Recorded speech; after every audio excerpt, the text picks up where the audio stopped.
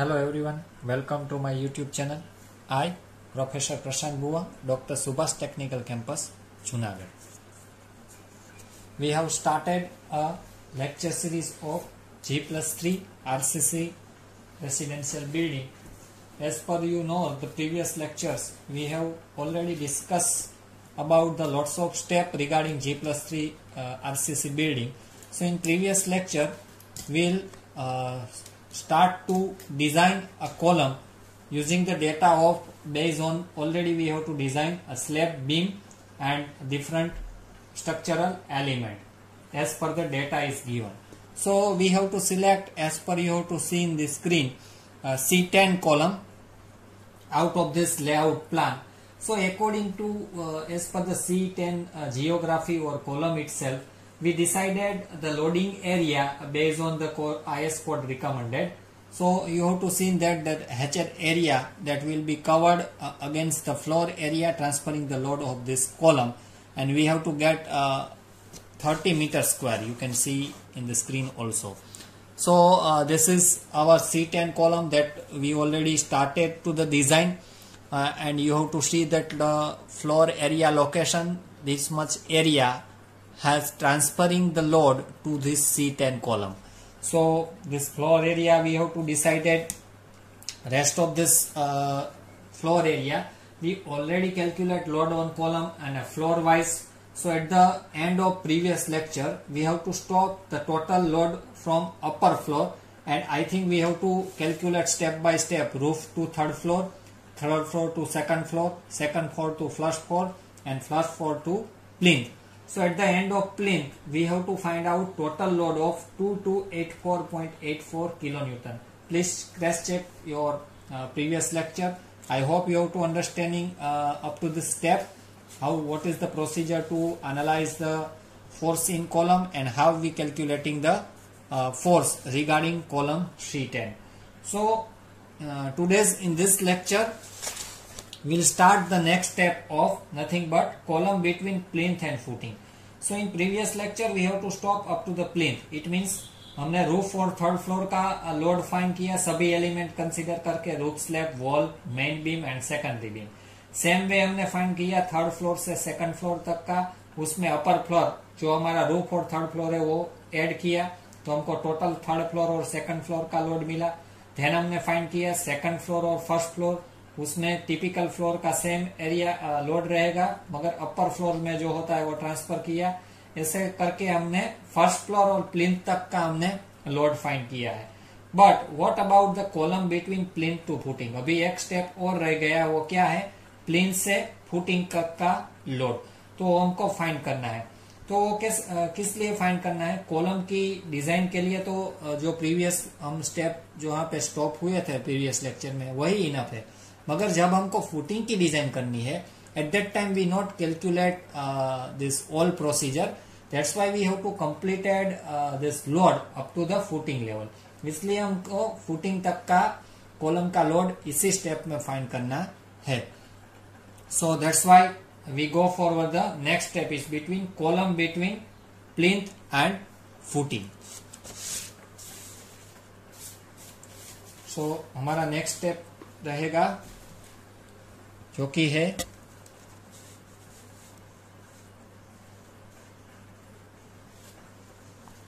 Next step हमारा रहेगा column between. जो हमारा कॉलम है प्लिंथ तक का तो हमने लोड फाइंड कर लिया. प्लिंथ एंड फुटिंग के बीच में कितना लोड रहेगा कॉलम का वो हमको इस स्टेप में फाइंड करना है. सो उसके लिए क्या करेंगे हम? Assume no floor slab at plinth.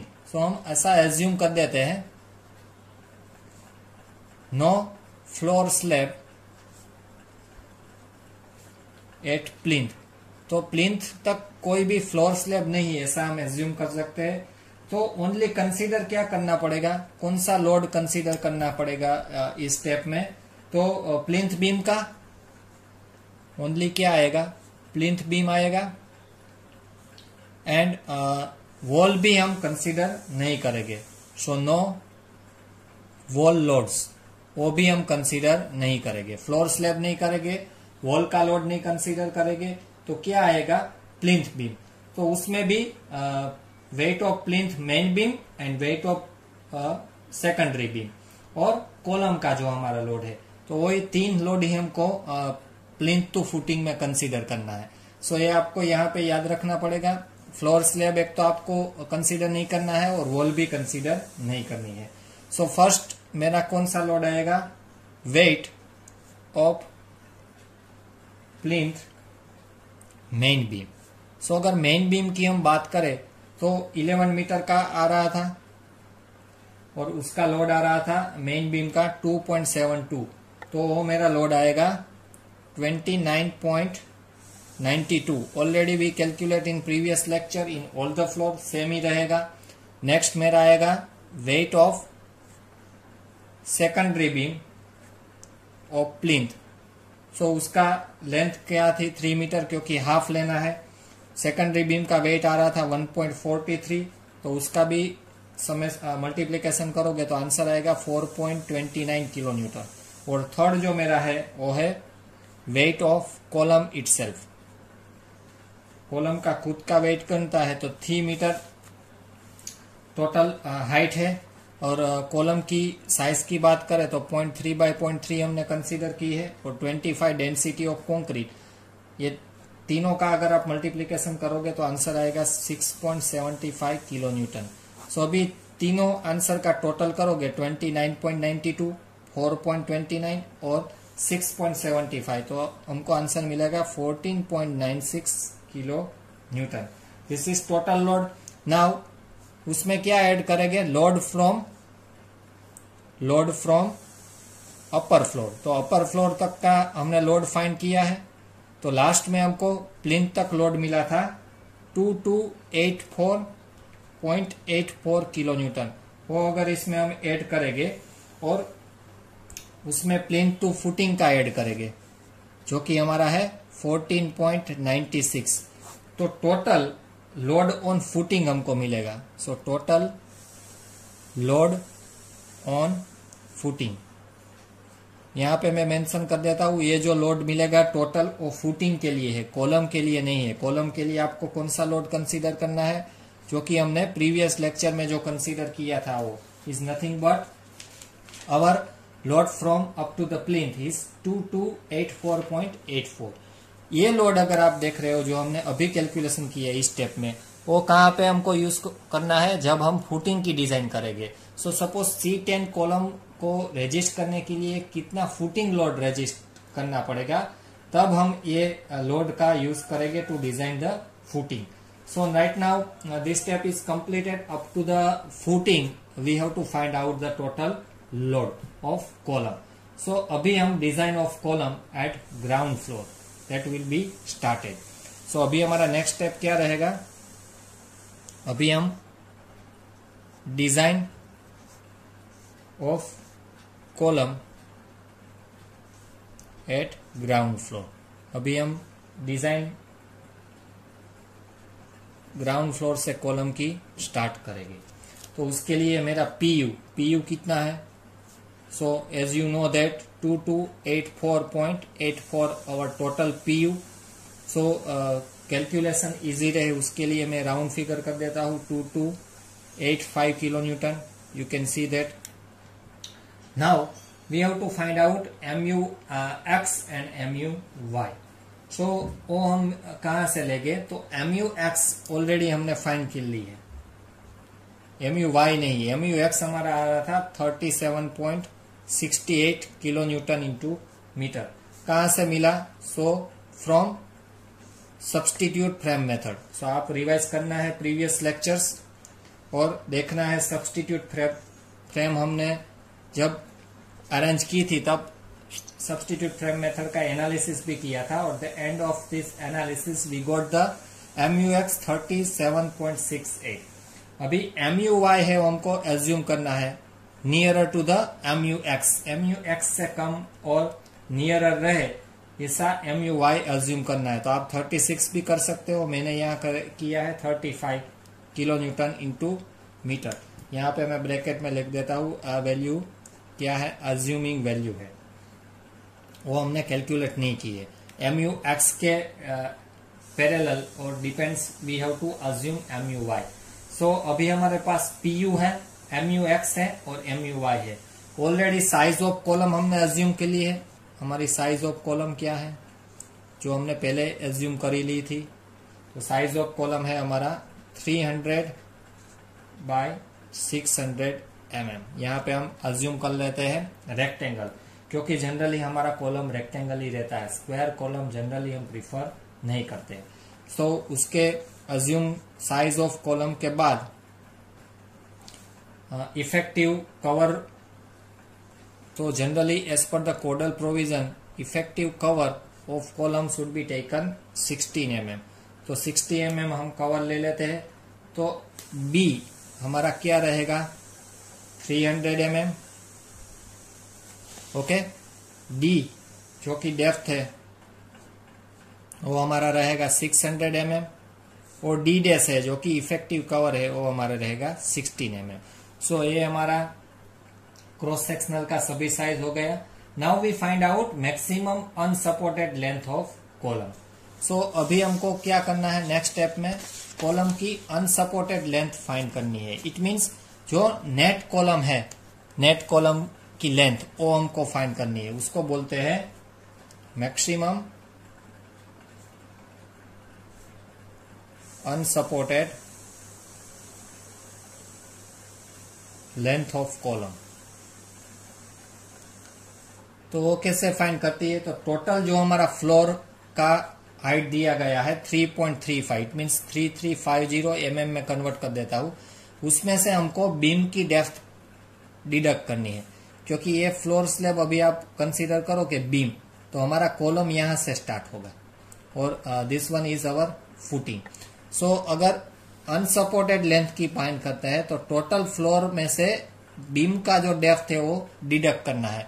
तो वो जो हमको लेंथ मिलेगी वो क्या मिलेगी, maximum unsupported length of column. So total height में से मैं बीम की डेप्थ बात कर रहा हूं तो मेरे को टोटल लेंथ मिलती है maximum 2900 mm। It means 2.9 metre. Now for brace column, for brace column, as you know that in column design in ESD you already done this step.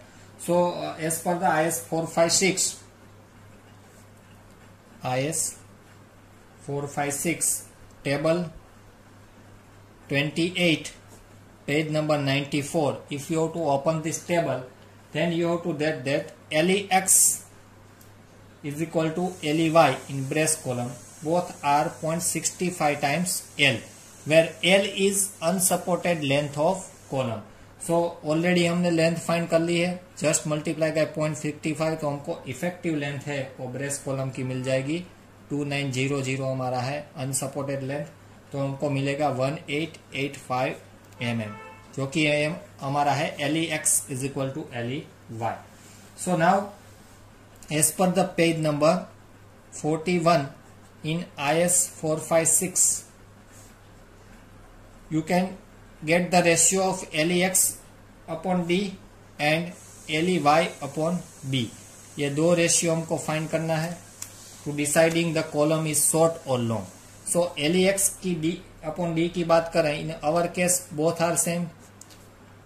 D हमारा है 600, तो उसका आंसर आएगा 3.14। LEY हमारा same रहेगा, मगर B हमारा है 300, क्योंकि हमने रेक्टेंगल कॉलम डिजाइन किया है, इसका आंसर आएगा 6.28। So that should be less than 12 और ये भी लेस देन 12 है। It means our column is short column.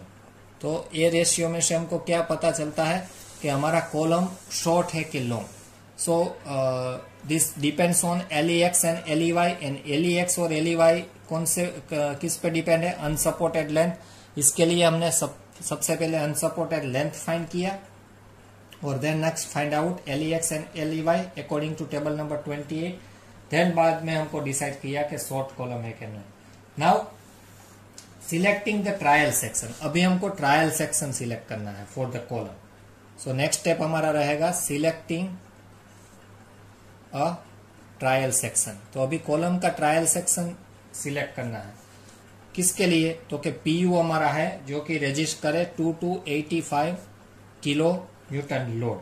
So as per the Devons and Menon trial section may be designed consider the moment of 50% in excess of the resultant moment. So क्या कह रहा है कि हमको जो resultant moment मिल रहा है उसका 50% ज्यादा हमको कंसीडर करना है फॉर ट्रायल एंड सेक्शन में. So this are the factor of safety.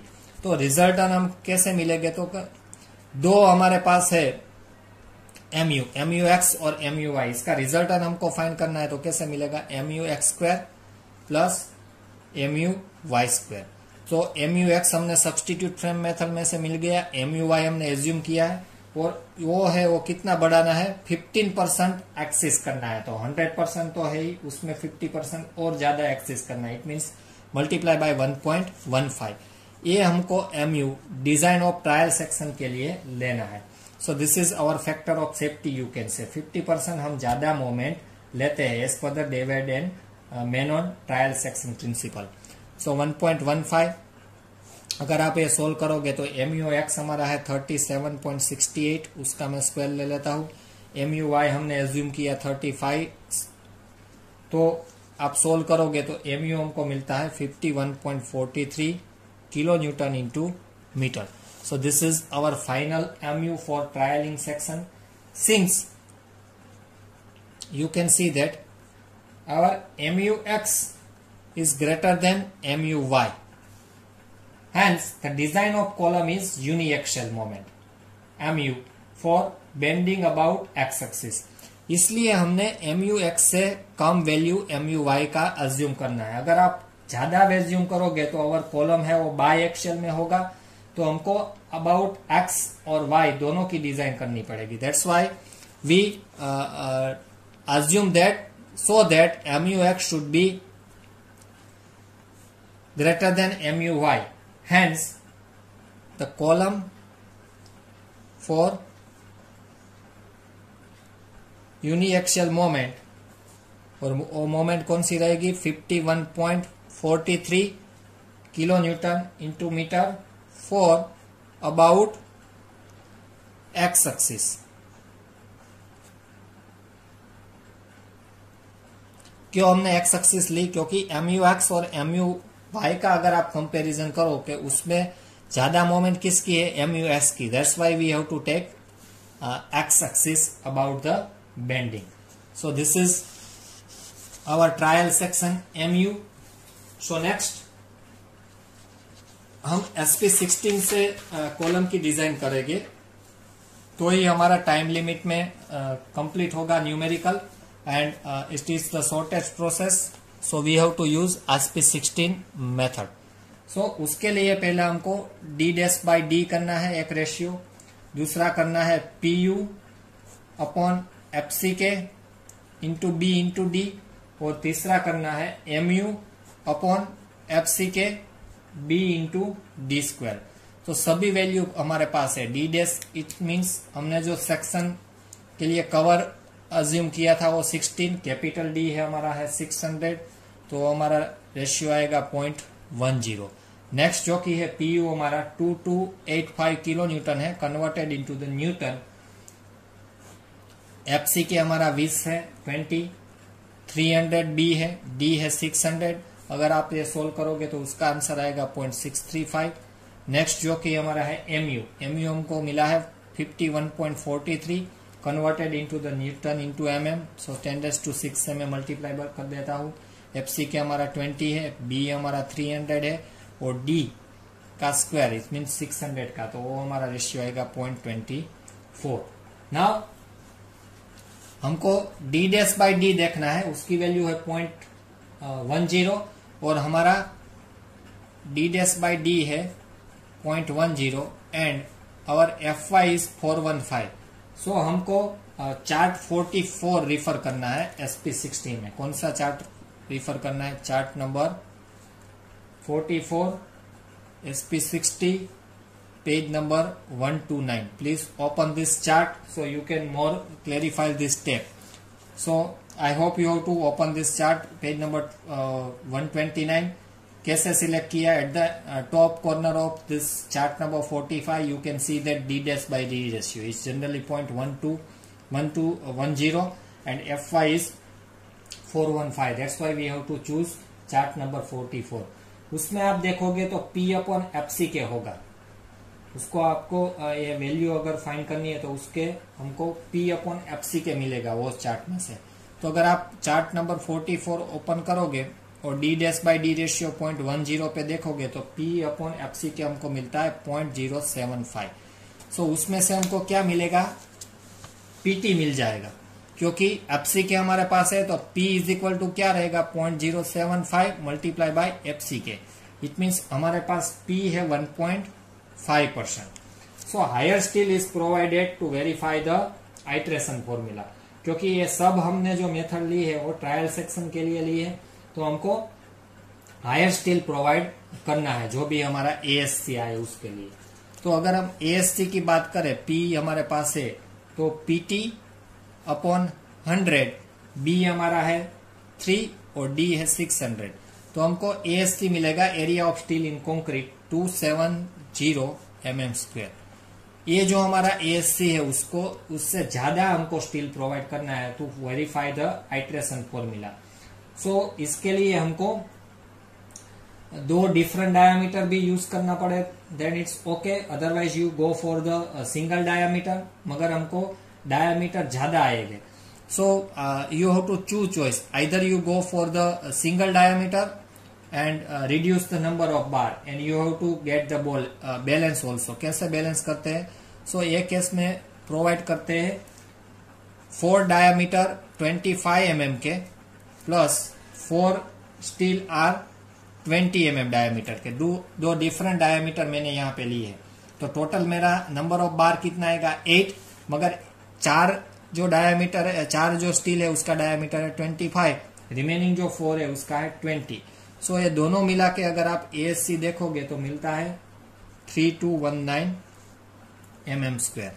तो एक तो हमारा क्राइटेरिया क्या है, जो हमने ASC फाइंड किया है उससे ज्यादा हमको प्रोवाइड करना है। That's why we provided this 2 different diameter. You can also take 1 single diameter, but you have to maintain this criteria. So अभी हमारे पास एक्चुअल ASC है तो उसके लिए हमारा PT चेंज हो गएगा क्योंकि हमने ज्यादा प्रोवाइड किया है। तो PT फिर से फाइंड करना है, ये जो ASC नया आया है वो लेकर, तो वही इक्वेशन जो यूज करना है मगर इनवर्सली प्रोपोर्शनल। तो हमको अभी मिलेगा PT 1788%। पहले हमने 1.5 लेकर ASC फाइंड किया था, वो आ रहा था 2700 mm²। अभी हमने ज्यादा ASC प्रोवाइड किया तो उसके लिए PT आ रहा था 1.78। नाउ नेक्स्ट स्टेप आएगा हमारा टू फाइंड MUX1। अभी हमको MUX1 फाइंड करना है। इसके लिए हमको फिर से P अपॉन FC के करना है। तो सेम P अपॉन FC के क्या आ रहा था? P आ रहा था हमारा 1788, जो नया P है वो लेना है। FC के है 20, तो उसका आंसर आएगा 0.089। P अपॉन FC के हमने फाइंड कर लिया। अभी नेक्स्ट फाइंड करना है PU अपॉन FC के इंटू BD। तो नेक्स्ट इसके लिए हमको फाइंड करना है PU अपॉन FC के इंटू B इंटू D। तो PU हमारा है 2285, उसको न्यूटन में कन्वर्ट करना है, दैट्स वाई मल्टीप्लाई बाय 10⁻³ 20 हमारा FC के है, B है 300 और D जो के है 600, तो उसका आंसर मिलेगा 635। और D डैश बाई D तो हमको पता ही है, D डैश बाई D हमारा है 0.10। सो अगेन सेम चार्ट आपको देखना है, कौन सा? चार्ट नंबर 44 इन SP60, वही चार्ट देखना है। उसके ऊपर से हमने पहले जो वैल्यू ली थी वो P अपॉन FC के की ली थी। अभी ये तीनों वैल्यू है, उसके ऊपर से हमको जो वैल्यू लेना है वो कौन सा है? MUX1 डिवाइड बाय FC के इंटू B इंटू D²। सो वही चार्ट देखना है। तब हमारे पास ये 3 वैल्यू थी, MUX FC के into BD², PU into FC के और BD²। इसके ऊपर से हमने P अपॉन FC के की वैल्यू फाइंड की थी।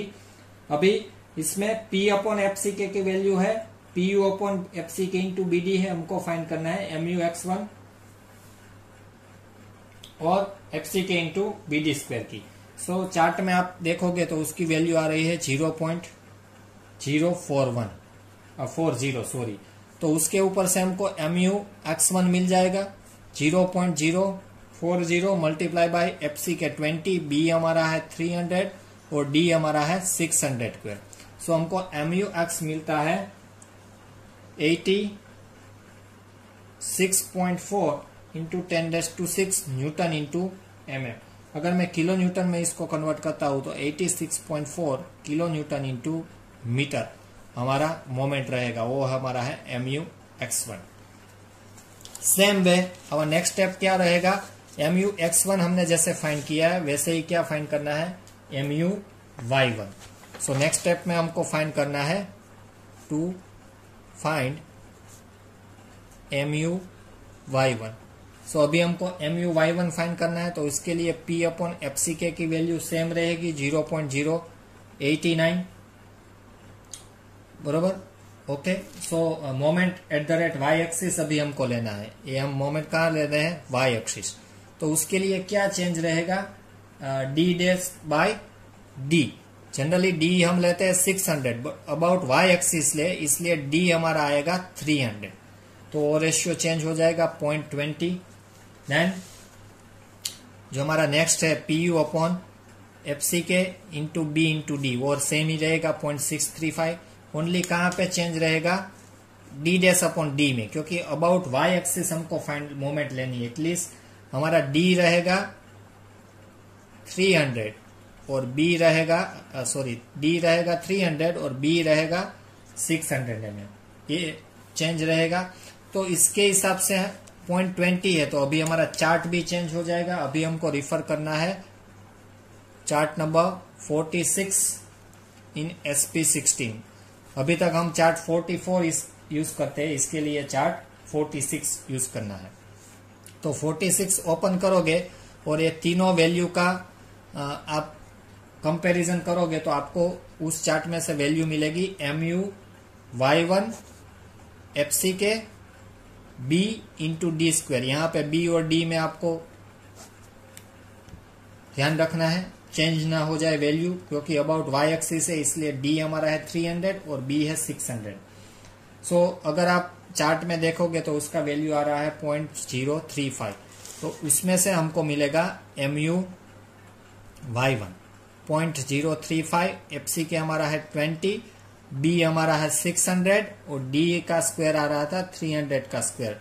अगर आप ये सोल्व करोगे तो आपको आंसर मिलेगा 37.8 into 10⁶ newton into mm। It means 37.8 kilo newton into metre. So अभी हमारे पास MUX1 है, MUY1 है for the trial section. So next step में हमको फाइंड करना है PUZ। सो नेक्स्ट स्टेप में हमको क्या फाइंड करना है, to find PUZ। So PUZ हम फाइंड करेंगे पेज नंबर 71 इन IS 456 में PUZ का इक्वेशन दिया गया है। PUZ is equal to 0.45 FCK into AC plus 0.75 FY into ASC। So हमारे पास सभी वैल्यू है। ASC हमने फाइंड किया, FY है 0.75, एरिया ऑफ कंक्रीट वो हमको फाइंड करना है। सो एरिया ऑफ कंक्रीट कैसे फाइंड करना है, जो 300 बाय 600 टोटल कॉलम एरिया है उसमें से ASC बात करना है 3219। कौन सा ASC बात करना है, जो हमने प्रोवाइडेड है वो। तो टोटल एरिया ऑफ कंक्रीट में से मैं स्टील का एरिया डिडक्ट करता हूं तो मेरे को क्या मिलेगा, area of concrete. So ASC हम ASC फाइंड कर लेते हैं, उसका आंसर आएगा 176781 mm स्क्वायर। तो टोटल इतना एरिया ऑफ कंक्रीट है और इतना एरिया ऑफ स्टील है। So this is our ASC। तो अभी हम फाइंड करते हैं PUZ। तो 0.45 FCK हमारा है 20, एससी हमको मिला 176781 प्लस 0.75, F5 हमारा है 415 और ASC हमको मिल रहा था 3219। अगर आप सोल्व करोगे तो उसका आंसर मिलेगा 2.593 into 10⁻⁶ newton. So converted into the kilo newton, तो आंसर मिलेगा 2593 किलो न्यूटन। ये हमारा आंसर हो गया। Now we have to find out alpha n to check the iteration formula. So iteration formula भी पेज नंबर 71 में दी गई है। MUX divide by MUX1 raise to alpha n plus MUY divide by MUY1 raise to alpha s. वो ratio जो दोनों का आप समेशन करोगे तो उसको रेशियो लेस देन और इक्वल टू 1 आना चाहिए, then our iteration is okay. So उसके लिए हमको फाइंड करना है अल्फा एन। सो नेक्स्ट में फाइंड करना है to find alpha N. Alpha N find करने के लिए आप सेम पेज नंबर में देखोगे तो PU अपॉन PUZ है और नेक्स्ट है अल्फा एन।